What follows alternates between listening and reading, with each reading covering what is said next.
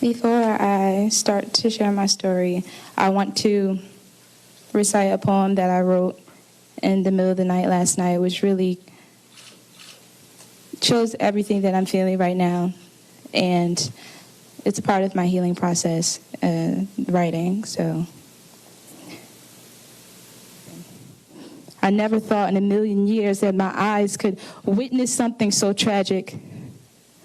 Looking at the souls leaving the bodies of individuals, looking at the killer's machine gun throughout my right peripheral, looking at the blood and debris covered on everyone's faces, looking at the gunman's feet under the stall as he paces. The guilt of being alive is heavy.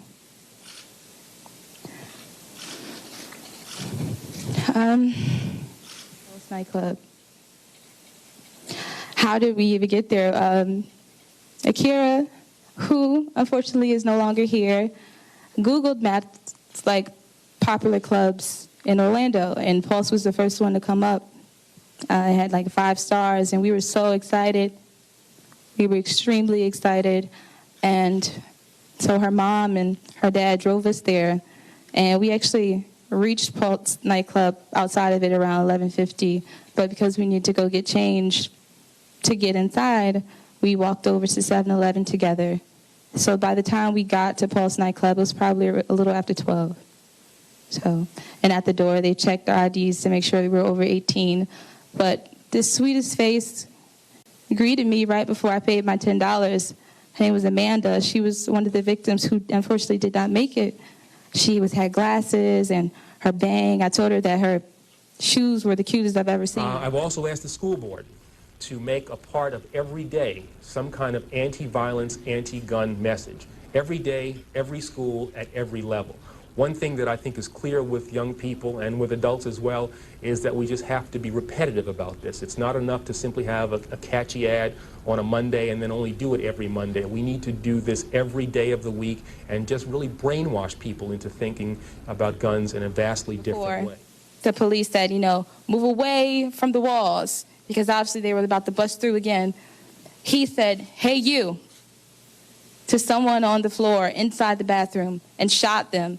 Shot another person, and then shot another person who happened to be directly behind me, who I'm told through the eyes of Tierra that shielded me with their own body to make sure that I wasn't hit. And from that point, because the wall had exploded, the pipes, there was water starting to rise. I was getting really scared because I was thinking, if I don't get, they don't get to me soon or something, I might drown sitting here in this water, this pile of bloody water. But I was able to get the debris off my face, and I was able to push myself from underneath the stall wall and come on the other side where the handicap bathroom was, where the handicap stall was, and I was able to sit up and pull my leg from underneath the person who just was killed beside me. And I was asking Tiara Parker, I said, "Tiara, are you shot?" And she said, "Yeah, she got shot in her side." I said, "What's wrong with Kiara? What's wrong with Kiara?" Kiara was laying over Tiara's lap, lifeless, but according to the African-American male who was luckily unharmed, who was not shot at all, he checked Kiara's pulse at the time and said that she still had the pulse, she's still breathing. So that was the last thing Tiara basically said to me, she's breathing, she's breathing. So when the SWAT member started coming in, we told him, beware, there's snipers outside. He said, "There's snipers outside." And they were asking us, "Well, is there any more bombers inside?" We're like, no, it's just us. He was the last one. So we were all raising our hands up, and the SWAT team member picked me up. I put most of my weight on him to try to keep the weight off of my leg. And I actually saw Akira's phone right before I got out the wall, and I picked it up because I truly believed, after I was told she was breathing, that her pulse was still going, that I would be able to get that phone back to her. Once we got back into the hospital. So they pulled me out the wall. I couldn't walk, so the SWAT team member had to drag me by my arms through the grass with my leg.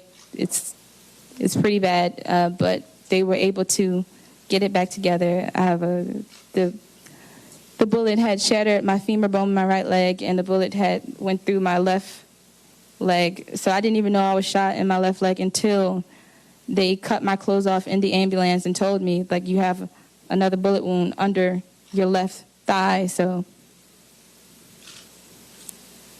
I'm still here.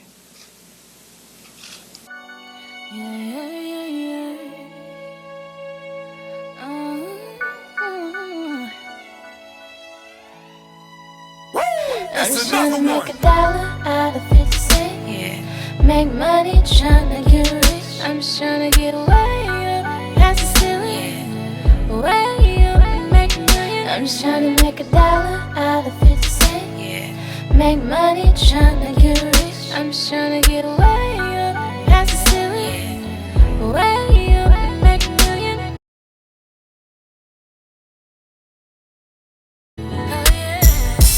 On my way to this money, future looking sunny. Gotta win no matter what, not worried about the cost. I'm about to get this paper,